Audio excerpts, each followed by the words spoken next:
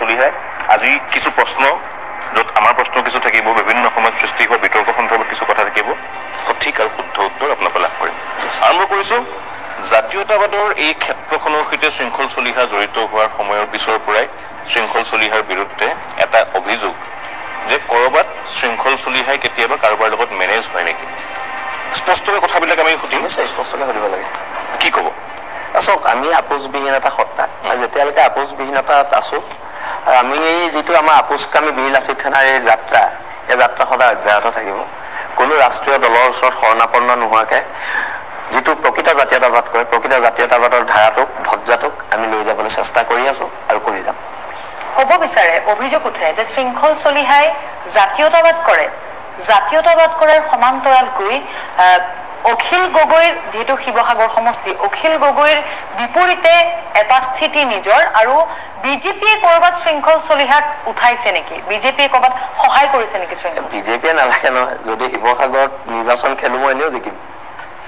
BJP কংগ্ৰেছে সহায় কৰিব নালাগে শিৱসাগৰ গৃহ সমষ্টি মোক শিৱসাগৰে সৰুতে স্কুলত পঢ়োতে জেনেৰেল ছেক্ৰেটাৰী বনাইছে তাৰপৰা হাই ছেকেণ্ডেৰী পঢ়োতে ছেক্ৰেটাৰী বনাইছে তাৰপিছত শিৱসাগৰত এতিয়া শিৱসাগৰ ইউনিভাৰ্চিটি হ'ল তাত মই দুবাৰকৈ জেনেৰেল ছেক্ৰেটাৰী আছিলোঁ মোক শিৱসাগৰে বহুত দিছে আজি মই শিৱসাগৰ ৰংঘৰ ক্লাবৰ ছেক্ৰেটাৰী হয় আৰু শিৱসাগৰ বিভিন্ন অনুষ্ঠান প্ৰতিষ্ঠানৰ লগত মই জড়িত এইটো অখিল গগৈ বিজেপি কংগ্ৰেছৰ কথা নাই তাত নিৰ্বাচন খেলিলে জিকিমেই সেইটো সহায় নালাগে আপোনাৰ ৰাইজে সহায় কৰিব নহয় ৰাইজে কৰিব মোৰ লগৰ ল'ৰাখিনি আছে কৰিব আমাৰ বীৰ লাচিত সেনা সৈনিকসকল আছে সিহঁতি কৰিব সেইটোৰ লগত ইমান চিন্তা কৰিবলগীয়া বা ইমান গভীৰভাৱে ভাবিবলগীয়া কথা নাই ইলেকশ্যন খেলিলে জিকিমেই 110% জিকিম কেনেকুৱা দলৰ পৰা আপুনি নিৰ্বাচনত মই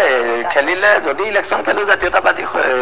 চিন্তাধাৰাৰে পুষ্ট এটা ৰাজনৈতিক দলৰ পৰাই নিৰ্বাচনত অৱতীৰ্ণ হ'ম আৰু নহ'ব পাৰোঁ দেই হমেই বুলি কথা নাই কিন্তু আপোনালোকে যিটো প্ৰশ্ন সুধিছে মই সেইটো উত্তৰ দিছোঁ মানে চৰ্চা চলিছে যে 26ত শৃংখল চলিহাই নিৰ্বাচনত অৱতীৰ্ণ হ'ব কুচকাৱাজ আৰম্ভ কৰিছে যোৱাটো নিৰ্বাচনক অখিল গগৈক সহায় কৰিছিল অখিল গগৈ বিজয়ী হৈছিল কিন্তু তাৰ পৰৱৰ্তী সময়ত অখিল গগৈক আমি সহায় কৰা নাছিলোঁ অখিল গগৈ আমি জিকাই আনিছিলোঁ তাৰপিছত সেই অখিল গগৈ কিন্তু আপোনালোকক সংগ নিদিয়াৰ বা যেনে নালাগে আমাক সংগৰ প্ৰয়োজনো নাই বীৰ লাচিত সেনা এটা শক্তিশালী সত্তা আৰু এই সত্তাটোক কোনোবা ৰাজনৈতিক মানুহৰ আশীৰ্বাদ তেওঁৰ প্ৰয়োজন নাই মই আপোনালোকক স্পষ্টকৈ কৈ দিছোঁ আমাৰ নেতা হিমন্ত বিশ্ব শৰ্মাও নহয় আমাৰ নেতা গৌৰৱ গগৈ নহয় আমি জাতীয়তাবাদৰ পক্ষত আছোঁ আৰু জাতীয়তাবাদৰ পক্ষতে আমি থাকিম এইটোৱে এই যিটো জাতীয়তাবাদৰ কথা ক'লে এই অখিল গগৈৰ কথাটো আহিছে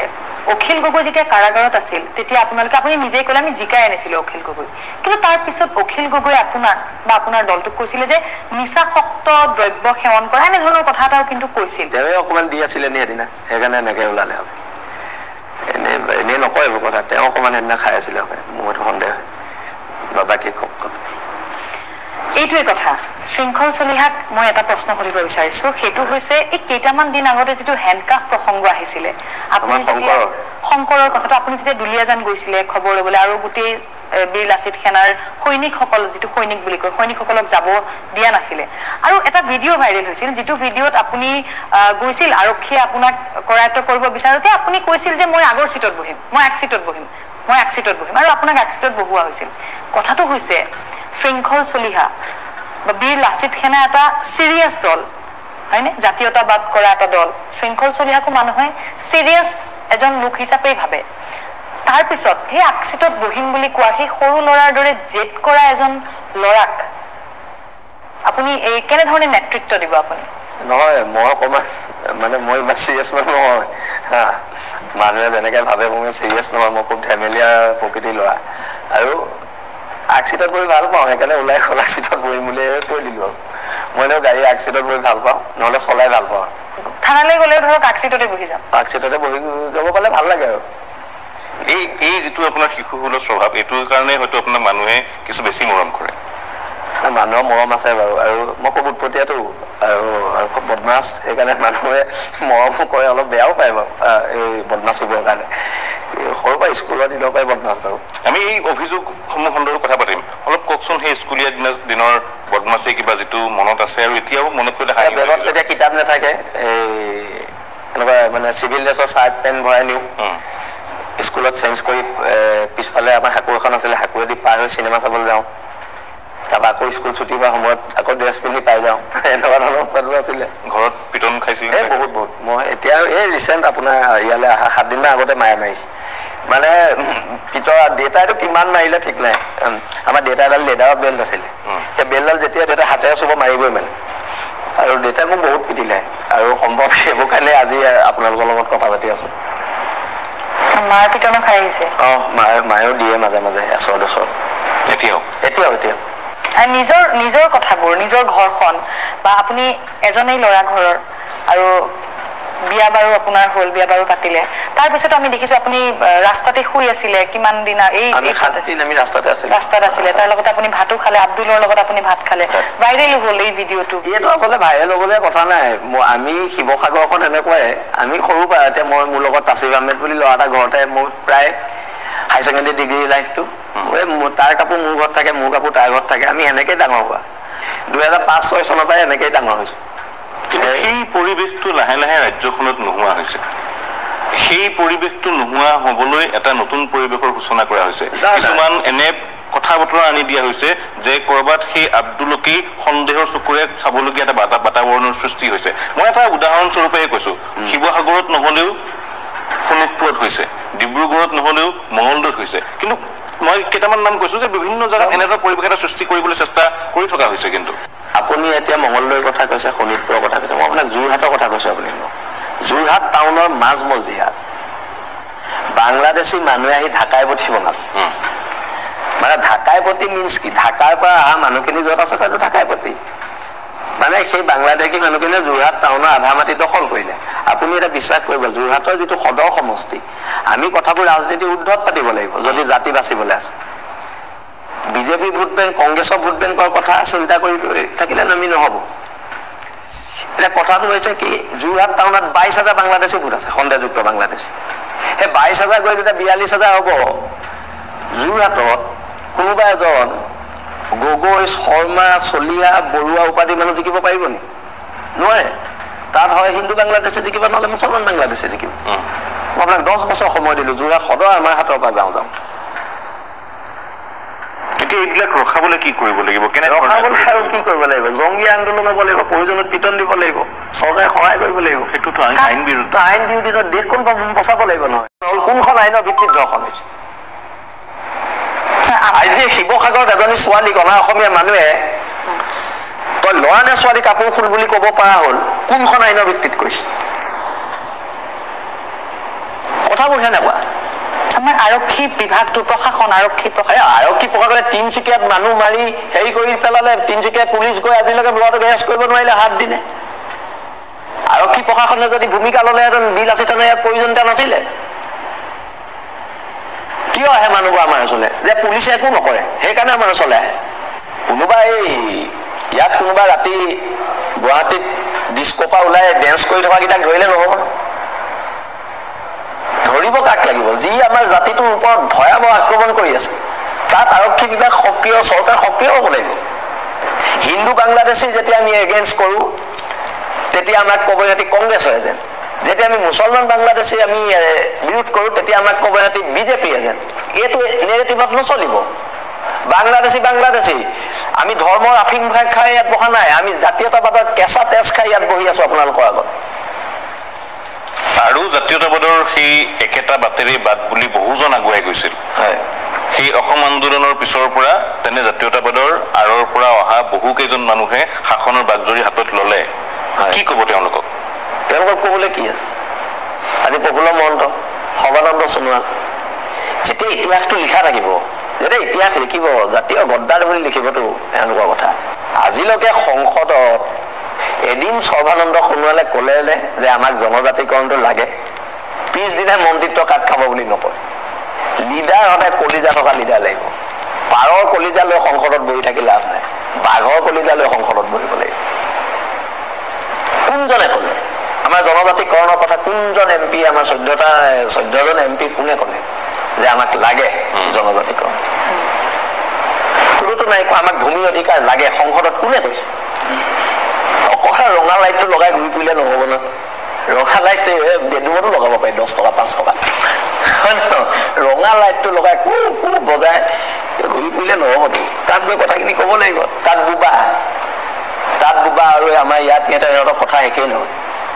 এইবোৰ মানুহে চাই আছে আপুনি যদি ক্ষমতা পায় তেতিয়াহ'লে আপুনি কি কৰিব এই বাংলাদেশী ইছ্যুটোত বাংলাদেশী ইছ্যুটো আমি তেতিয়া জোৰদাৰ গতিত আমি কৰিম ক্ষমতা পালেতো মই কৈছো ন চৰকাৰে কৰো বুলিলে চব কৰিব পাৰে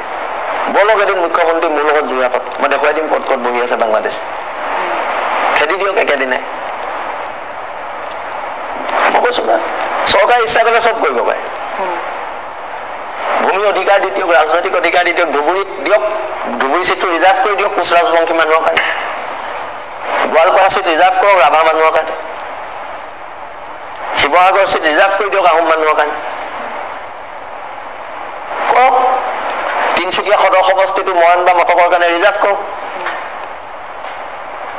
তেতিয়াহে আমি সুৰক্ষিত হ'ম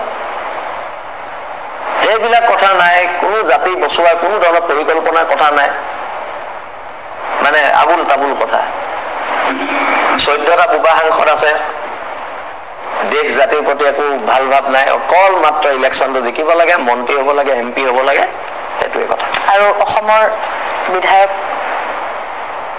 আপুনি বিধানসভাতে আজিলৈকে কোনোবা জনজাতিকৰণৰ কথা কোৱা শুনিলে জানো কিমান কিজন জনজাতীয় মানুহ আছে কওক প্ৰতিশ্ৰুতি কিন্তু দি যায় না প্ৰতিশ্ৰুতিটো ময়ো আপোনাক কৈ যাব পাৰোঁ মই আপোনাক কিবা ডাঙৰ মিছা কথা এটা কৈ যাব মই কৈছো যে প্ৰেক্টিকেল কথাবিলাক হ'ব লাগে মই যদি কাইলৈ খ্ৰীষ্টান ধৰ্ম গ্ৰহণ কৰোঁ মই অসমীয়া হৈ থাকিম নে নাথাকিম আপুনি মোক সেইটো কওক মই নিশ্চয়কৈ অসমীয়া হৈ থাকিম হয়নে নহয় সেইকাৰণে কাইলৈ যদি কিবা ৰিজাৰ্ভেশ্যনৰ কথা আমি পাম নে নাপাম আমি পাম মই খ্ৰীষ্টান হ'লো বুলি মই নেপাম নেকি কাৰণ মোৰ জাতি অসমীয়া মই খিলন দিয়া মই হিন্দু হওঁ মুছলমান হওঁ মই খ্ৰীষ্টান হওঁ মই খিলন দিয়া আৰু সেইকাৰণে মই কৈছো যে খিলঞ্জীয়া মানুহখিনিক এটা ছেফ গাৰ্ডৰ প্ৰয়োজন আছে তিনিটাই কৰিব পাৰিব মাটিৰ অধিকাৰ ৰাজনৈতিক অধিকাৰ আৰু জনজাতিকৰণ শৃংখল চলিহা নামটো কোৱাৰ লগে লগে একাংশ লোকে বিশৃংখল বুলি কয় শুদ্ধ কয় কেতিয়াৰ পৰা এই বিশৃংখলতা সৰুৰ পৰাই অসুৰ বদমাচি আছিলে আৰু বিশৃংখল কয় চবে বিশৃংখলে মাতে মোৰ লগৰ যোনকেইটা আহিছে চবে বিশৃংখল বুলিয়ে মাতে বিশৃংখল মাতে মোৰ দেউতা বহুত ওখ আছিলে 6.5 ফুট আছিল মই দেউতাৰ তুলনাত চাপৰ কিন্তু লগৰকেইটাতকৈ ওখ তথাপি সিহঁতি মোক কটীয়া বুলি মাতে এনেকুৱা কথা আমি শৃংখলা নাই আপোনাৰ নাই মই বহুত মানে অপৰিপাটি দেই একদম যিটো স্পষ্ট কৰবাত এইবোৰ টাইম টেবল নাই তাৰমানে এই বস্তুবিলাকে অসুবিধাত পেলাই নে কেতিয়াবা বহুবাৰ অসুবিধাত পৰিছো কিন্তু বৰবাদে কিবা এটা কৰিম বুলি ক'লে কৰি দিওঁ পিছলে কি হ'ব এইটো ভাবি থাকিবলৈ সময় নাই কোৱাৰ পিছতে গম পাম পিছলে কি হ'ব নকৰিলে কেনেকৈ গম পাম হয় নাই নাভাবো কৰিম বুলি ক'লে কৰি দিম আৰু তাৰপিছত সেইবোৰে আপোনাক বিপদত বহুবাৰ পেলাইছে চাগে বহুবাৰ পেলাইছে কওকচোন বহুবাৰ এক্সট্ৰিম কি হৈছে মই মাৰপিটৰ কেছেই খেলিলো 30-35টা মান 2005 চনৰ পৰা 2018-17 চনলৈকে তাৰপৰাতো এইবোৰ আছে কা আন্দোলনৰ কেছবিলাক আছে পুলিচে জাপা চৌমতৰ কেছবোৰ আছে এতিয়া এনেকুৱা মানে মই যদি সুধো শৃংখল চলিহা নিজকে কি বুলি কৈ ভাল পায় নিজকে জাতীয়তাবাদী সংগঠনৰ নেতা নে শৃংখল চলিহা গুণ্ডা মই নিজকে প্ৰথম ক্ৰিকেটাৰ বুলি কৈ ভাল পাওঁ মই আণ্ডাৰ 13, 15, 17, 19, 23 চিনিয়ৰ ডিষ্ট্ৰিক্ট খেলিছোঁ শিৱসাগৰ জিলাক কেইবাবাৰো প্ৰতিনিধিত্ব কৰিছোঁ আৰু এতিয়াও মাজে মাজে সময় পালে ক্লাবলৈ যাওঁ মই জংগম ক্লাবত খেলোঁ শিৱসাগৰ কিন্তু আজি 3 বছৰমান হ'ল খেলা নাই কিন্তু গ'লে পোৱালিবোৰক অলপ শিকাই মেলি দিওঁ মই ফিল্ডিং খুব ভাল কৰিছিলোঁ মোক সেইকাৰণে জন্তি বুলি মাতে আগতে আৰু এতিয়াও খেলৰ ল'ৰাবোৰে পাগৰবিলাকে জন্তি বুলিয়ে মাতে আৰু গ'লে অলপ পোৱালিবোৰক আজিকালি শিকাই মেলি দিওঁ আৰু ফিল্ডত 1-1.5 ঘণ্টা টাইম দিওঁ কিন্তু বহুত দিন দিয়া নাই পিছে কিন্তু টাইমেই নাপাওঁ তথাপিতো টাইম পালে ফিল্ডত সোমাওঁ আৰু এই শিশু সুলভ খেলুৱৈ এটা সত্তা থকা শৃংখল চলিহাই কিন্তু গুণ্ডা টেক্স লয় বুলি কয় অভিযোগ আৰু আপুনিও কয় দিব লাগিব আমাক দিব লাগিব আৰু সেইটো কি ক'ব নহয় এইটো বস্তুটো কি চাওক এইটো ইমান মানে দীঘলীয়া কথা বতৰা কথা নাই আমাৰ বিল আছে দাদা, প্ৰায়বোৰ ল'ৰাই নিম্ন মধ্যবিত্ত বা মধ্যবিত্ত, চবৰে কিবা কিবা ইনকম আছে, মোৰো ইনকম আছে, চবৰে কিবা এটা নে কিবা এটা ইনকম আছে। কি কৰে আপুনি? আমাৰ গেৰেজ আছে। তাৰপৰা কথাটো হৈছে কি, আমি যেতিয়া সৰু সুৰা অনুষ্ঠানবোৰ কৰোঁ নিজে 500-1000 মিলাই কৰোঁ। এই যে 7 দিন আমাৰ যিটো প্ৰগ্ৰেমত, তাত কোনোবাই আহি চাউল দিলে, ওচৰৰে মানুহ, এইটো গোটেই ৰেচিডেঞ্চিয়েল এৰিয়া, কোনোবাই মাংস দিছে, কোনোবাই মাছ দিছে, এনেকৈ প্ৰগ্ৰেমটো হৈ গৈছে। এইটো মানুহৰ আমাৰ প্ৰতি আন্তৰিকতা। কিন্তু কাইলৈ আমাৰ যদি অধিৱেশন হয়, অধিৱেশনত 20,000 মানুহ গোট খাব, সেই 20,000 মানুহ খোৱা বোৱা, এই যিখিনি মানুহে ইয়াত ব্যৱসায় কৰি আছ, ৰাজস্থান বিহাৰৰ পৰা আহি, UP পৰা আহি, তহঁতি কিবা এটা দিব লাগিব। আমিতো ঘৰ চলাবলৈ ঘৰত চাউলৰ প্ৰেচাৰ কুকাৰ মাৰিবলৈ নলওঁ নহয় পইচা, আমি লওঁ অধিৱেশনত হেৰিত এইটো বস্তু দিব লাগিব। আৰু এইটো চবেই লয়, এইটো আৰু কৈ লাভ নাই, চবেই লয়। এইটো লোৱাটো উচিত জানো? মইতো ভাবো উচিতেই, দিব লাগে। অসমত আহিছ, বেপাৰ কৰিছ, কেলে নিদিবি? নাই জানো? মানে এইটো কৰ দিব লাগে আপোনাক? মোক বুলি নহয়, চবকে দিয়াটোৱে বিচাৰোঁ মই। ধেমালি লুটিছে নিয়ে। কিন্তু এই চান্দা বুলি বিভিন্ন সময়ত বিতৰ্ক কৰি, চান্দা শব্দটো মই বেয়া পাওঁ, মই সেইকাৰণে টেক্স বুলি কওঁ। অৰুণাচল আৰু নাগালেণ্ডত ল'ব পাৰে, অসমত লোৱাৰ কি আপত্তি আছে? কিন্তু আমাৰ অসমৰ বহু মানুহ এনেকে বাহিৰত কাম কৰি থাকে, তেওঁলোককো যদি তাৰে স্থানীয়, আমাৰ মানুহবিলাকে চাকৰিহে কৰি আছে, ইয়াত এটি কোটি কোটি টকা ব্যৱসায় কৰি আছে, আমাৰ তাত তেওঁলোকে এমপ্লয়ী হয়। বহু ক্ষেত্ৰত বিভিন্ন ব্যৱসায়ী আছে বাহিৰত। তেনেকে যদি অসমীয়া মানুহ এজনক আজি বাহিৰত UP বা দিল্লী, আমাৰ অসমীয়া মানুহ ইমানেই সৰল, যদি তাত এনেকুৱা অনুষ্ঠান হয়, যদি অসমীয়া ভাল ব্যৱসায় আছে, ইহঁততকৈ বেছি তাত সহায় কৰিব, মোৰ এইটো বিশ্বাস আছে।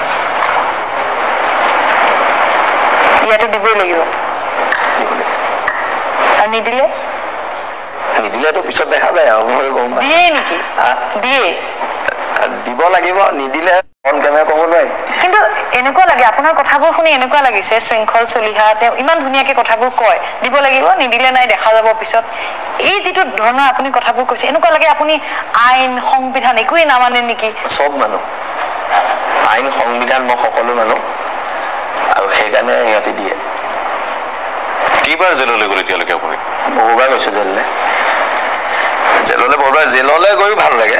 ইমান মানুহে জেলটো যেনেকুৱা বস্তু বুলি ভাবে এনেকুৱা নহয়, ভালেই। কেনেকুৱা? ভাল আৰু মই শিৱসাগৰ জেলত সোমাব গ'লে ভাল পাওঁ, ঘৰৰ নিচিনা। আৰু শিৱসাগৰ জেলত থাকিব পালে ভাল পাওঁ। বৰপেটা জেলতো আছিলোতো, তাতো ভাল লাগিলে। বৰপেটা জেলত খেতি চেতি বৰ ধুনীয়া হয়, ডাঙৰ খেতি হয়। খানা বনাই থাকোঁতে একদম ফ্ৰেছ চব্জি কাটি দিব পাৰি, ভাল লাগে।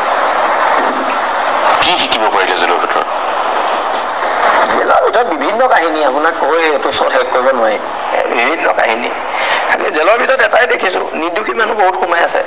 এইবাৰতো শিৱসাগৰ জেলত থাকোঁতে 4 মাহ আছিলতো, মই শিৱসাগৰ জেলত এটা ভয়ানক বস্তু দেখিলো। ড্ৰাগছৰ কেছত প্ৰায় ল'ৰাবোৰ আহে।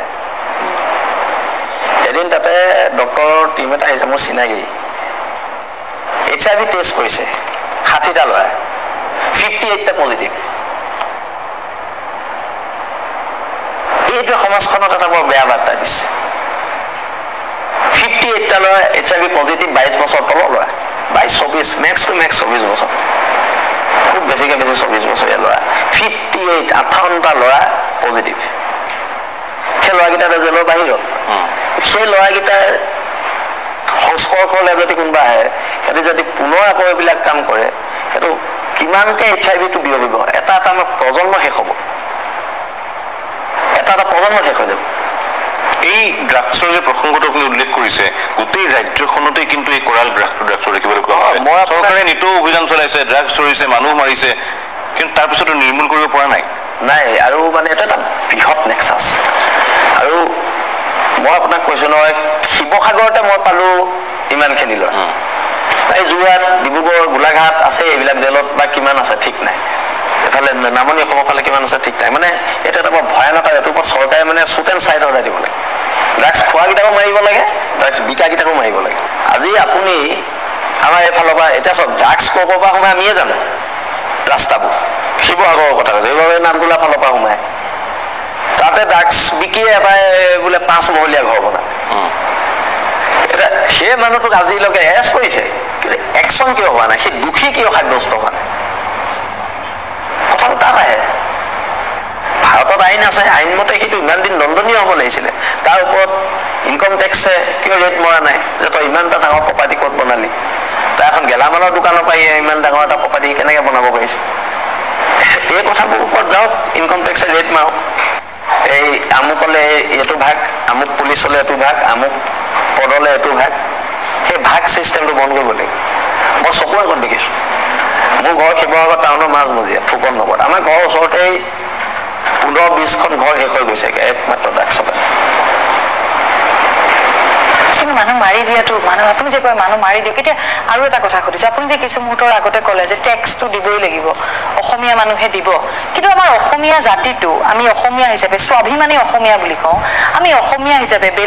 বেলেগে দিয়া বস্তুক লৈ আমি জীয়াই থাকিম নেকি? আমি নিজে কাম নকৰিম নেকি? কামটো এটা বেলেগ বস্তু, অধিৱেশন এটা বেলেগ বস্তু। আমি কৈছো যে আমি বছৰেকত এবাৰে লওঁ, অধিৱেশনত লওঁ। আমি তাৰ ওচৰলৈ দোকানলৈ গৈ নলওঁ ন, তাৰ অফিচলৈ মাতি আনিয়ে লওঁ। সেইটোতো আৰু গুণ্ডাগিৰি। মাতে চাহ খুৱাওঁ আকৌ অফিচত, চাহকাপ নোখোৱালে বেয়া নাপাব যে, চাহকাপ খুৱাওঁ। চাহ খাবলৈ মাতো, বেলেগ হৈ পেলাই নেমাতো, আপুনি টেনশ্যন নল'ব, চাহে খুৱাবলৈ মাতো। আমাৰ অফিচত আছে চাহ খোৱা ৰুম এটা, তাতে চাহ খুৱাওঁ, তাৰপিছতে কথা পতাব, তাৰপিছত চাহ খাই যায়, চাহটো খাই যায়। সেইটোৱে কৈছো, আমি স্বাভিমানী অসমীয়া, খিলঞ্জীয়া বুলি আমি গৌৰৱ কৰো। তাৰ লগতে আমি অতিথি পৰায়ণ অসমীয়া, সেইকাৰণে চাহ খাবলৈ মাতো, হয় নে নহয়? অতিথি পৰায়ণতা আমাৰ তেজত আছে, সেইকাৰণে মই প্ৰায় চবকে অফিচত চাহ খাব পাৰোঁ। কিন্তু এটা কথা শৃংখল চলিহা, আপোনাক বহু যুৱকে ফ'ল' কৰে, আপোনাক বহুতেই ভাল পায় আপোনাক। মই নকওঁ চিনিয়ৰখিনিৰ কথা নকওঁৱে, যুৱচামে বহুত ফ'ল' কৰে। এতিয়া এগৰাকী নেতা, জাতীয়তাবাদ যাৰ তেজে তেজে আছে বুলি নিজেই কয় বা বিভিন্ন ক্ষেত্ৰত আমি দেখো,